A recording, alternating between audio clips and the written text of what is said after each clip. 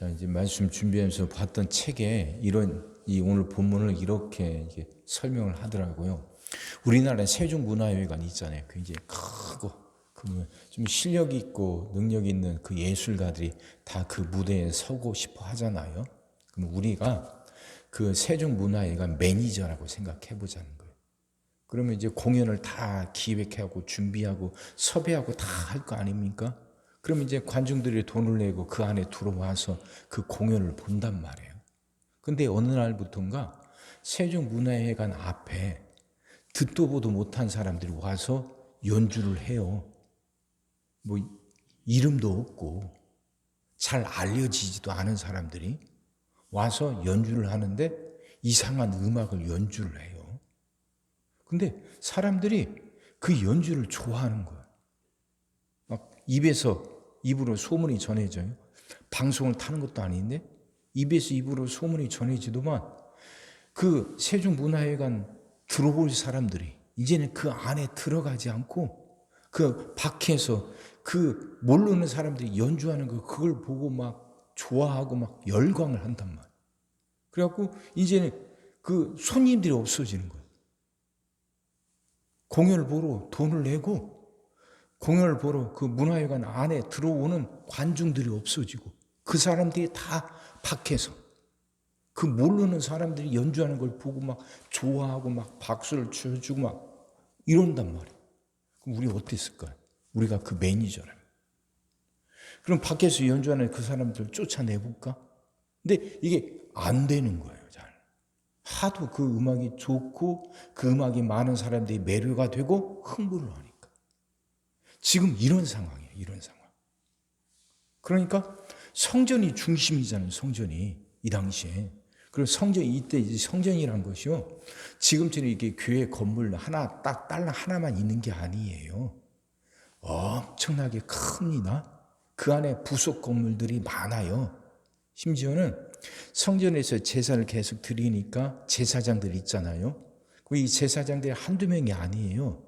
1년 내내 그 일을 해야 되니까 그 제사장들이 당번이 있어요, 당번. 일주일이면 일주일. 그동안 와서 이스라엘 각지에 흩어져 살던 제사장들이 다 올라와서 자기 당번, 그 기간 동안 그 제사를 하고 이제 집으로 내려가는 거예요. 그러니까 이들이 그 당번 기간 동안 기거하는 숙소도 있단 말이에요. 그리고 뜰이 다 3개예요. 이방인들만 들어가는 뜰이 있고 또 문 하나 건너가면 이스라엘 여자들이 들어갈 수 있는 곳, 문 하나 또 건너가면 이스라엘 남자들만 들어갈 수 있는 곳, 또 하나 또 들어가면 이제 제사장들이 들어갈 수 있는 곳. 그 성전 전체 안에 뜰이 이렇게 다 구분되어 있으니까 엄청난 거예요. 그러니 수많은 사람들이 이렇게 몰려오는 곳입니다. 근데 그들이 그 앞에서 이렇게 그렇게 모여든 사람들이 제사장들이 드리는 제사에 집중하는 게 아니라 이 예수님의 제자들이 전하는 말씀에 집중하고 거기서 사람들이 은혜를 받고 이제는 심지어 병까지 낫는단 말이에요. 이 병이 낫는다는 소문을 들으니까 각색 병 걸린 사람들이 다 찾아올 거 아닙니까? 장애를 가진 사람들이 다 찾아오는데 심지어는 베드로의 그림자만 덮여도 병이 낫는다. 베드로가 이렇게 지나가는데 걸어가는데 그 베드로의 그림자만 덮여도 병이 나니까 엄청난 사람들이 몰려오는 거예요. 이 상황. 자, 그러다 보니까 이제 복음은 갈수록 더 힘있게 전파가 되는 것이고, 그래서 더 이제 이 교회 초대교회는 더 튼튼하게 서가게 되는 거죠. 이런 일이 일어날 수 있었던 힘, 그건 어디에서 나와요? 부활이죠. 부활과 그 성령을 통해서 그걸 확신하게 된 제자들, 그들에 의해서 이런 일이 일어나는 거예요. 그럼 왜 지금은 왜 이런 일이 일어나지 않을까? 그건 몰라요. 그건 하나님이 하시는 일이에요. 사람들의 믿음의 차이가 있고 사람들의 열심의 차이가 있어서 그럴까? 아니에요. 하나님이 하시는 거예요. 그러니까 하나님은 때에 맞게 역사하셔요. 선교사님들 이야기 들어보면요, 그 선교사님들도 이런 일을 경험한대요. 어떤 선교사님 만나니까 딸이 열병에 걸렸어요. 죽냐 사냐 하는데 예배를 드려야 할 예배 시간이니까 그 딸을 그냥 와서 예배 드리게 했대요. 그 아프리카에서 선교하시는데 이렇게 치료 방법이 없어요. 아프리카에서. 딸은 막 열이 나서 금방 쭉 가는데. 그래도 믿음 갖고 예배를 드리게 했답니다. 근데 예배를 드리는 중에 딸이 나아요. 딸이. 이건 꾸며낸 얘기도 아니고 실지요. 그러니까 근데 그런 일을 행했던 그 목사님이 아프리카에 나와서 한국에 와서 그렇게 똑같은 역사가 일어나냐? 그건 또 아니요. 그러니까 이거 하나님이 하시는 일이에요. 하나님이. 때에 맞게, 장소에 맞게 필요하니까 하나님이 그 일을 하시는 거예요. 그럼 단지 이들은 뭐냐면 하나님이 지금 새 일을 시작하셨다는 것. 새로운 일이 일어나기 시작했다는 걸 제자들은 그대로 믿은 것이고 그 목사님도 그 선교사님도 그걸 그대로 믿은 거죠. 자, 이 의미를 잘 생각하셔야 돼요. 새 일이 일어났다는 것. 새로운 시대가 시작이 됐다는 걸 제자들은 분명히 믿었다는 것. 부활을 믿는다는 게 이런 의미라는 거죠. 부활은 제자들의 생각 속에서 마음 속에서 일어난 게 아니라 부활은 예수님의 몸에서 일어난 거예요. 정신 승리가 아니에요.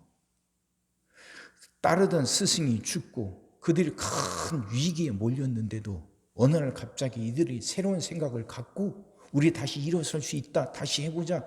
그렇게 해서 으쌰으쌰해서 부활이 생겼다는 게 그게 아니에요. 부활은 실제적인 사건이에요. 몸에 일어난 거예요. 정말 죽었던 사람이 살아난 거예요. 이건 실제로 일어났던 거예요. 그러니까 그걸 눈으로 보고 성령을 받으면서 그것의 의미가 무엇인지 제자들은 분명히 깨닫게 된 거예요. 확실하게.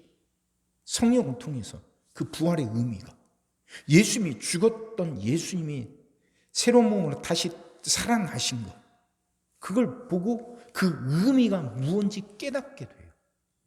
그건 뭐냐면 이제 하나님이 새롭게 일하신다는 거예요.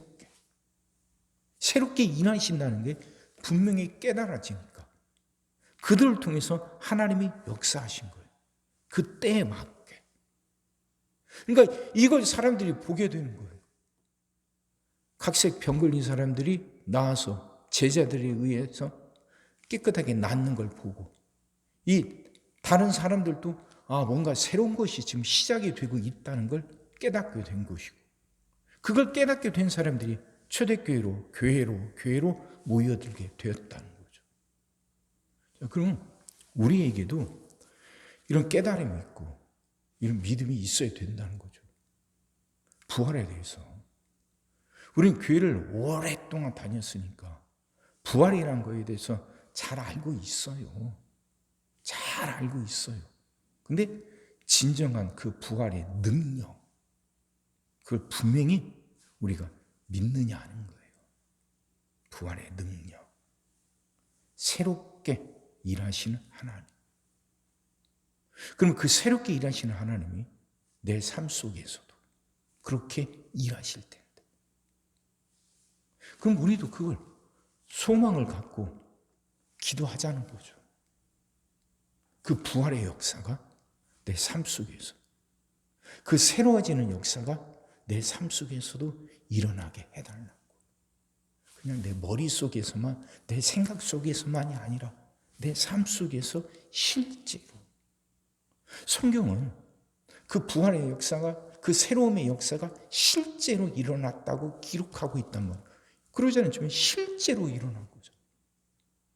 생각 속에서만 아니라 실제로 그들이 보는 눈 앞에서 그들의 삶 속에서 구체적인 사건들로 실제로 일어났단 말이에요. 이게 부활이에요. 이게. 그럼 그 일을 일으키셨던 하나님이 지금도 여전히 똑같으신 하나님입니다. 지금도 여전히 살아계시고 지금도 여전히 똑같이 일하시는 하나님입니다. 그럼 이 역사가 내게도 우리 삶 속에서도 지금도 똑같이 일어날 수 있는 거죠. 하나님이 똑같은 거니까. 그럼 믿고 기도하자는 거죠. 믿고 기도하자. 하나님 우리에게 부활에 대한 분명한 믿음 주시고 우리 삶 속에서도 그 새로움의 역사가 일어나게 해달라고. 하나님에게 그 능력이 있으니까. 문제는 믿음이겠죠. 다시 말하면 내가 하나님과 연결되는 거예요. 연결이 돼야죠. 연결이 돼야 하나님의 능력이 내게 오지. 내 인생의 코드가 하나님의 콘센트에 꽉 꽂혀야 그래야 그 능력이 내게 오지. 결국은 그게 믿음이죠. 그 믿음 달라고 기도합시다. 정말 새로워진 그 새로움의 역사, 그 부활의 역사가 내 삶 속에서도 일어나게 해달라고.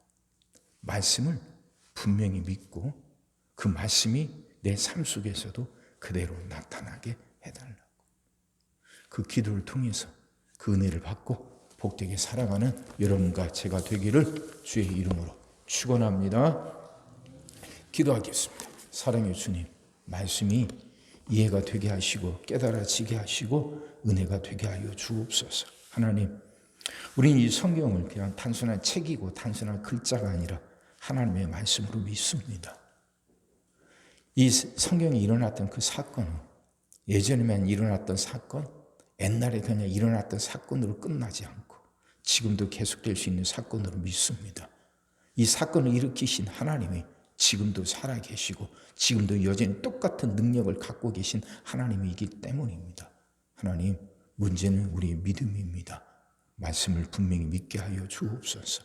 말씀을 깊이 깨닫게 하여 주시옵시고 그 말씀의 역사가 우리 안에서도 일어나게 하여 주옵소서. 주님이 새롭게 일하신다는 것, 주님이 내 삶을 새롭게 변화시킨다는 것 이제 분명히 깨닫게 하시고 그 새로운 역사, 그 새로운 삶을, 그 새로운 역사를 우리가 보고 그 새로운 삶을 우리가 살아가게 하여 주옵소서. 하나님, 말씀이 깨달아지게 하시고 말씀이 분명히 믿어지게 하여 주시옵소서. 오늘도 우리 모든 성도들 위해 기도합니다. 한 사람 한 가정 빠짐없이 일일이 찾아가셔서 오늘도 함께 하시고 은혜 내려 주옵소서.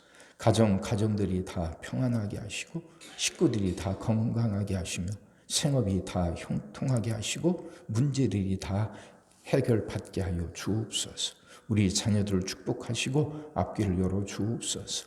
우리 자녀들이 하나님을 사랑하게 하시고 말씀을 지키게 하시며 하나님께 영광 돌리는 일꾼들로 살아가게 하여 주옵소서. 하나님 우리에게 새날을 주시는 분임을 믿습니다.